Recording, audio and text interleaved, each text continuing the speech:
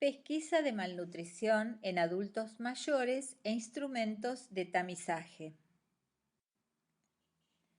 El primer paso para cualquier intervención nutricional en un anciano es la valoración del estado nutricional. Esta evaluación debe formar parte de la valoración geriátrica integral, conocida como BGI. Son objetivos de la valoración nutricional determinar situaciones de riesgo, diagnosticar el estado de desnutrición evidente o de curso subclínico que puede pasar inadvertido, identificar las causas de los posibles déficits nutricionales y cuantificar las consecuencias, así como evaluar la efectividad de las intervenciones nutricionales. Una evaluación nutricional completa consta de una anamnesis detallada, una exploración física exhaustiva, la determinación de parámetros antropométricos y bioquímicos, medidas de la composición corporal y cuestionarios de valoración y cribado. Sin embargo, ninguna de estas herramientas por sí sola es suficiente para indicar la situación nutricional del anciano. La detección sistemática de malnutrición en el anciano debe realizarse de forma rutinaria en el paciente frágil, institucionalizado u hospitalizado debido a su alta prevalencia, pero también en la persona mayor de la comunidad que asiste al consultorio.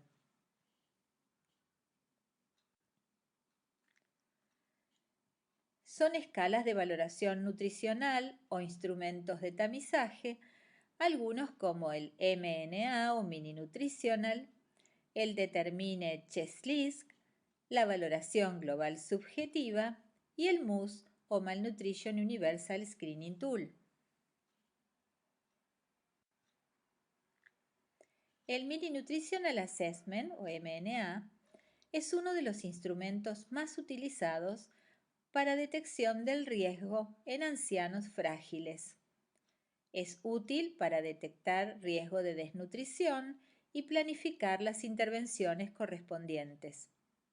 Validado en diferentes niveles asistenciales, se puede utilizar en domicilio, residencias y hospitales, en los cuales predice mortalidad y complicaciones.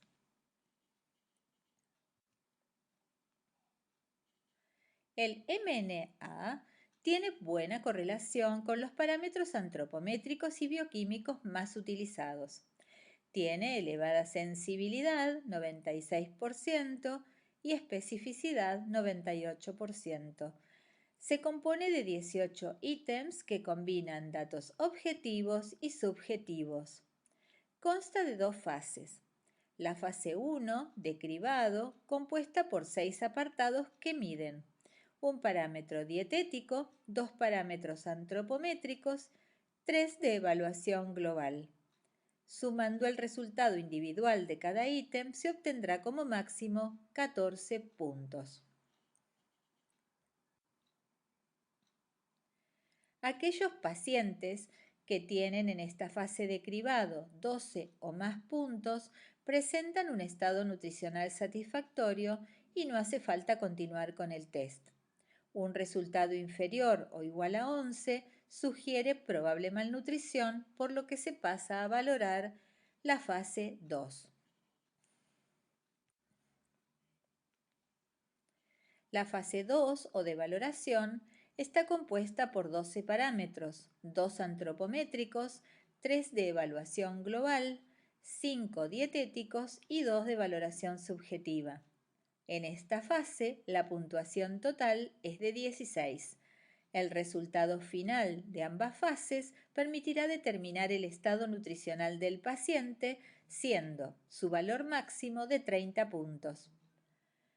De 23,5 a 30, el estado nutricional será satisfactorio, aconsejando repetir cada 3 meses en ancianos frágiles, efectuando un consejo nutricional.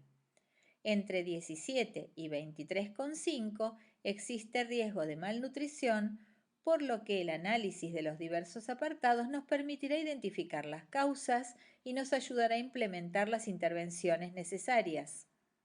Cuando es menor a 17 puntos, hay malnutrición y se debe iniciar de inmediato la intervención nutricional. Con el fin de abreviar este instrumento, se diseñó el MNA-SF por short form. Y aquí tenemos el MNA, donde vemos la fase de cribado en celeste y la fase de evaluación en blanco y finalmente el puntaje que nos da, de acuerdo al cual vamos a diagnosticar el estado nutricional. El Determine Chest List, o NSI, es un método de autoevaluación de la Academia Americana de Medicina Familiar, Asociación Americana de Dietética y Consejo Nacional de Envejecimiento, que sirve para detectar riesgo de malnutrición en ancianos sanos no institucionalizados. El Determine consta de 10 preguntas, puede ser respondido por el propio paciente o el cuidador. Se recomienda su reevaluación a los 6 meses si la puntuación es inferior a 3. La modificación de hábitos dietéticos si está entre 3 y 6 y la evaluación médica inmediata si es mayor o igual a 6. Se han desarrollado 2 niveles para un mejor análisis de los factores de riesgo. Un nivel 1, dirigido por un profesional de la salud, valora parámetros antropométricos, peso, talla, índice de masa corporal, hábitos alimentarios, estado funcional y entorno. Y un nivel 2, que requiere la participación de un médico, incluye además pliegues, datos de laboratorio, estado mental, uso de fármacos y características clínicas.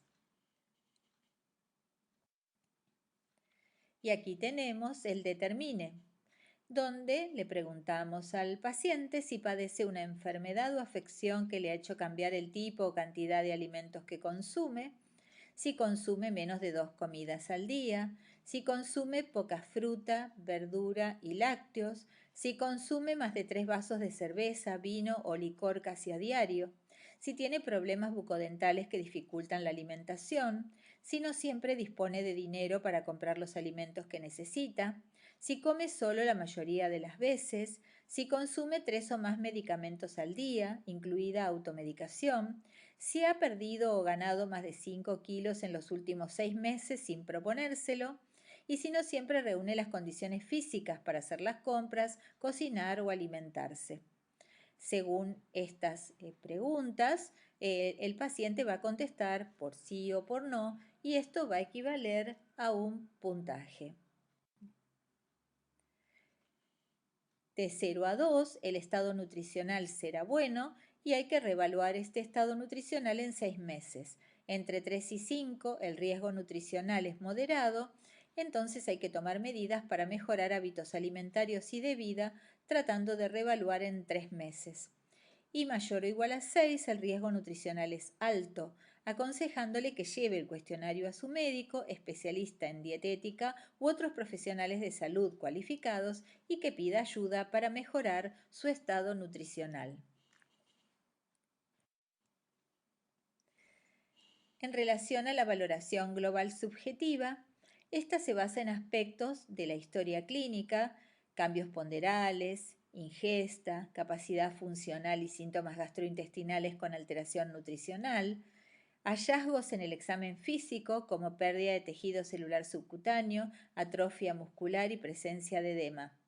Permite evaluar pacientes en los que es difícil tomar datos antropométricos y diferencia entre normonutrición, que será el grupo A, malnutrición moderada, será el grupo B, donde hay pérdida de peso del 5 al 10% en 6 meses, reducción de la ingesta en las últimas 2 semanas o pérdida del tejido celular subcutáneo, y el grupo C, el de malnutrición severa, donde hay pérdida de peso mayor a 10% en 6 meses, con edema y pérdida severa de tejido celular subcutáneo y muscular. Cuanto más elevada sea la puntuación obtenida, mayor será el riesgo de desnutrición. Es una escala recomendada por la Sociedad Americana de Nutrición Enteral y Parenteral para pacientes hospitalizados. Dada la sencillez de su uso, se utiliza para estudios multicéntricos de prevalencia. Y aquí tenemos la valoración global subjetiva con los primeros datos, que son los de la historia clínica, los segundos, que son los datos que se pueden obtener por el examen físico, y finalmente la graduación de la valoración global subjetiva en A, B o C.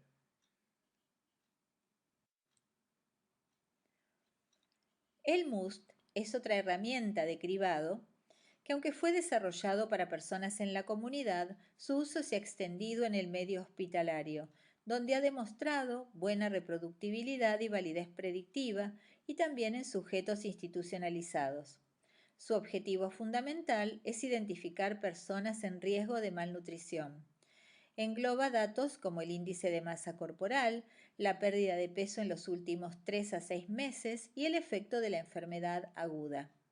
Incluye además una guía de actuación sobre el tratamiento nutricional. Establece 3 categorías de riesgo: bajo, medio y alto, que conllevan recomendaciones en función del contexto en el que se utilizan. Esta herramienta fue desarrollada por la Asociación Británica de Nutrición Enteral y Parenteral. Y aquí tenemos el MUST, donde vemos el paso 1, que es la puntuación del índice de masa corporal. El paso 2, que es la puntuación de la pérdida de peso. Y el paso 3, que es la puntuación del efecto de las enfermedades agudas. Sumados, aparece el paso 4, que es el riesgo global de malnutrición. Sumando las puntuaciones, se calcula este riesgo global. 0 puntos el riesgo es bajo, 1 punto el riesgo es intermedio y 2 o más puntos el riesgo es alto.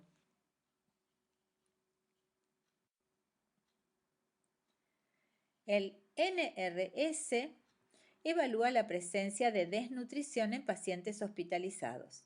Incluye algunos componentes nutricionales del MUST, pero además considera el grado de severidad de la enfermedad subyacente como causa del incremento del requerimiento, desde ausente a severa. Estima la nutrición a partir de 3 variables: el índice de masa corporal, la pérdida de peso reciente y cambios en la ingesta alimentaria. Está ajustada a edad, 1 punto por año por encima de los 70 años. Y aquí tenemos el NRS, donde vemos la primera fase o de cribado inicial y la segunda fase o cribado final, donde vemos el deterioro del estado nutricional sumado a la severidad, como decíamos, de las enfermedades que está teniendo nuestro paciente. La valoración antropométrica. Los parámetros antropométricos, a pesar de su importancia, al igual que el resto de los componentes de la valoración nutricional, de forma aislada no son suficientes para hacer el diagnóstico de desnutrición, ni deben considerarse de manera categórica, ya que detectan signos tardíos, por lo que no son buenos indicadores precoces. Son parámetros antropométricos: el peso, la talla, el índice de masa corporal, los pliegues cutáneos y las circunferencias musculares. Los pliegues cutáneos nos van a hablar de masa grasa y las circunferencias musculares de masa magra.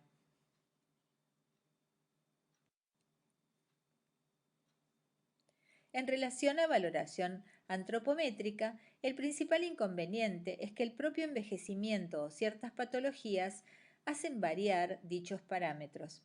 La masa magra disminuye 6,3% por cada década a partir de los 65 años, con pérdida de la masa muscular, aumento de la grasa corporal y disminución del agua corporal total y de la masa ósea, 12% en los hombres y 25% en las mujeres, lo que conlleva disminución de peso y talla.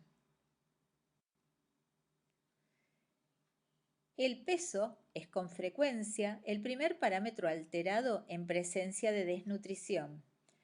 Es poco relevante en forma aislada. Se sugiere controlar el peso en forma rutinaria en las consultas médicas, pero se debe ser cuidadoso al interpretar los cambios en el peso en pacientes hospitalizados por enfermedades agudas, que pueden presentar edemas, deshidratación o tratamiento con hidratación parenteral. Es complicado en pacientes postrados y se considera significativos una pérdida de peso superior al 2% semanal, 5% mensual o más del 10% semestral.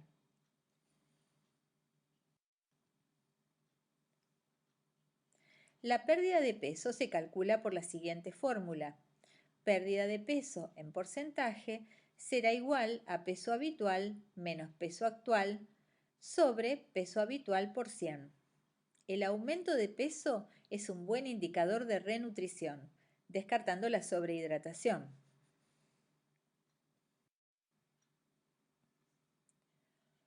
Para pacientes postrados o con patología invalidante, se utiliza la fórmula de Chumlea. El peso en mujeres, según esta fórmula, será igual a la circunferencia del brazo por 0,98 más la circunferencia de la pantorrilla por 1,27 más el pliegue subescapular por 0,4 más la altura de la rodilla por 0,87 menos 62,35. El peso en el hombre será igual a la circunferencia del brazo por 1,73 más la circunferencia de la pantorrilla por 0,98 más el pliegue subescapular por 0,37 más la altura de la rodilla por 1,16 menos 81,69. En relación a la determinación del peso en un paciente amputado, se debe restar al peso ideal el peso de cualquier parte del cuerpo que esté amputada. Y aquí tenemos, en este cuadro, el porcentaje de contribución al peso de las partes del cuerpo que pueden estar amputadas.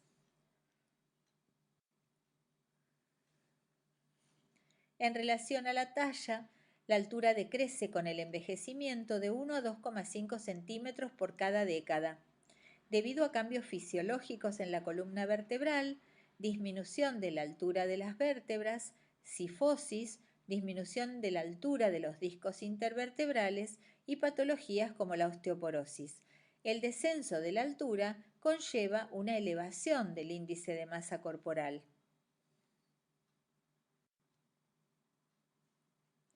En pacientes postrados podemos utilizar también la fórmula de Chumlea. En relación a la talla de la mujer, será igual a 1,83 por la altura talón-rodilla menos 0,24 por la edad más 84,88. La talla del hombre será igual a 2,02 por la altura talón-rodilla menos 0,04 por la edad más 64,19. El índice de masa corporal o índice de Quetelet. Su fórmula es igual a peso en kilos sobre talla en metros al cuadrado. Es uno de los datos más estables en diferentes poblaciones y es el más importante de todos los parámetros antropométricos, siendo un buen marcador pronóstico en ancianos. El rango deseable, establecido por la OMS en mayores de 65 años, es de 24 a 30 kilos por metro cuadrado, dado que los valores fuera de este rango aumentan la mortalidad.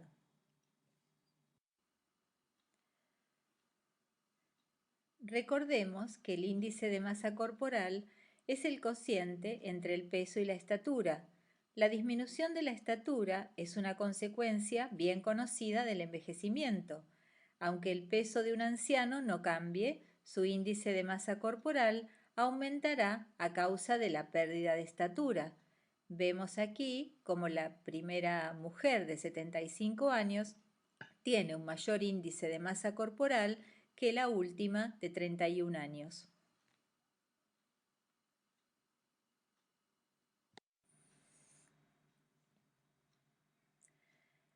Los pliegues cutáneos se correlacionan con la grasa corporal total.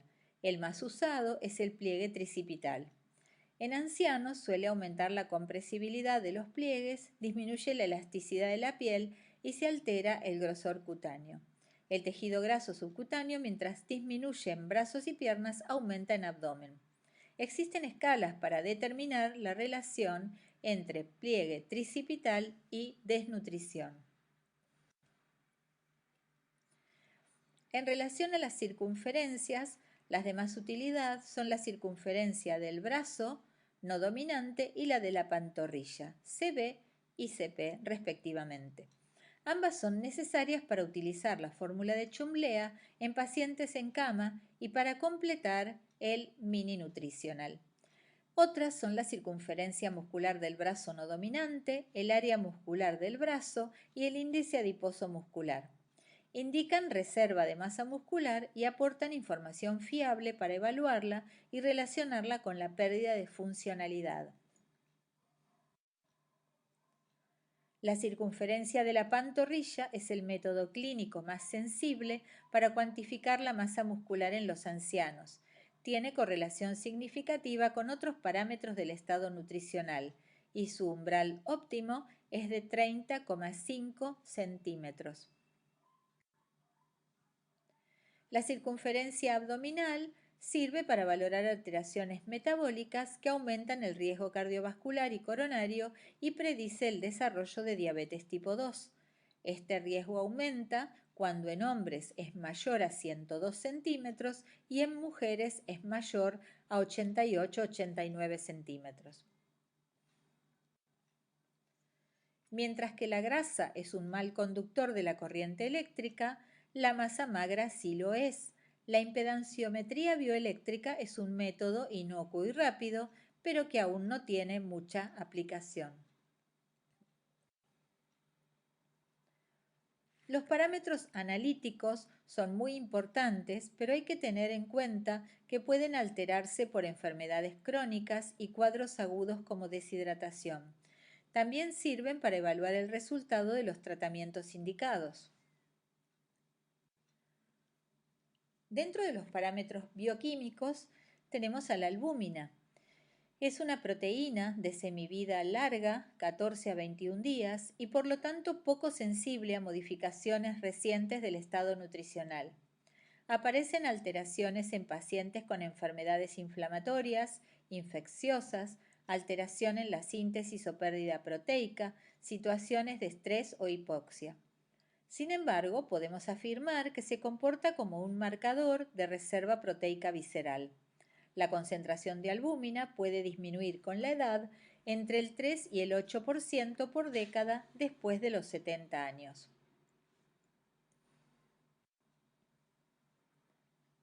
La hipoalbuminemia en ancianos es de importancia en pacientes ingresados en hospitales y está relacionada con aumento de la morbimortalidad.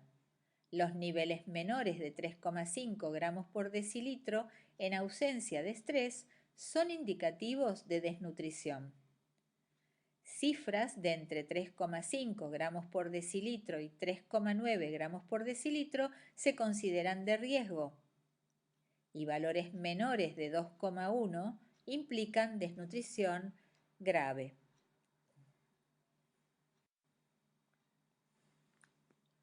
La prealbúmina o transtiretina es un marcador precoz de reserva proteica visceral. Tiene vida media corta, 48 horas, por lo tanto es útil para valorar las pérdidas recientes, así como la respuesta a las intervenciones nutricionales aplicadas. Es posible obtener aumentos de 1 miligramo por mililitro por día con estas intervenciones. Sin embargo, al igual que la albúmina, puede modificarse en situaciones de inflamación, infección, estrés, ferropenia, hepatopatía y otros estados.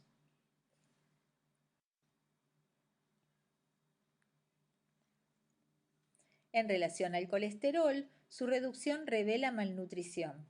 Los pacientes hospitalizados con cifras menores a 160 miligramos por decilitro tienen peor estado de salud y son predictoras de desenlaces desfavorables. Cifras de 180 a 140 miligramos por decilitro nos orientan a una desnutrición leve. Cifras de 140 a 100 miligramos por decilitro a una desnutrición moderada y cifras menores a 100 miligramos por decilitro corresponden a una desnutrición grave.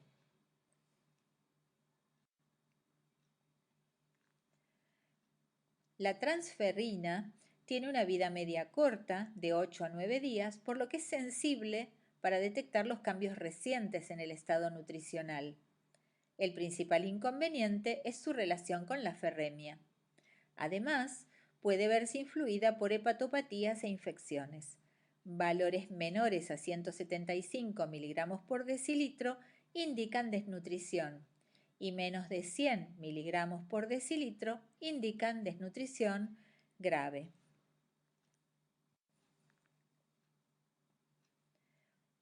Los estudios de inmunocompetencia incluyen el recuento de linfocitos y las pruebas de hipersensibilidad retardada. No es un buen indicador y tiene baja especificidad, dado que es influido por fármacos y enfermedades, especialmente aquellas más graves. Cifras de 1200 a 2000 linfocitos por milímetro cúbico indican malnutrición leve. 800 a 1199 indican malnutrición moderada y cifras menores a 800 linfocitos por milímetro cúbico, malnutrición grave.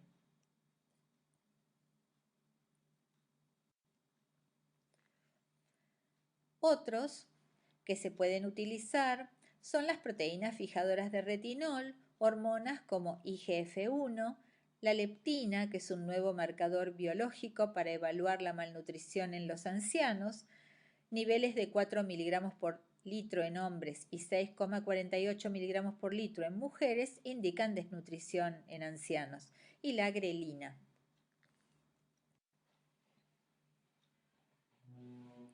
El índice CONUT. La desnutrición hospitalaria resulta de la interacción entre enfermedad, alimentación y nutrición, comprometiendo la recuperación, prolongando la estancia hospitalaria e incrementando los reingresos. El índice CONUT es un modelo sencillo de cribado nutricional basado en parámetros analíticos como los que vimos recién. Y aquí tenemos el parámetro a determinar, la albúmina, el colesterol y los linfocitos, y, según sus resultados, la evaluación del riesgo nutricional en normal, leve, moderado o grave.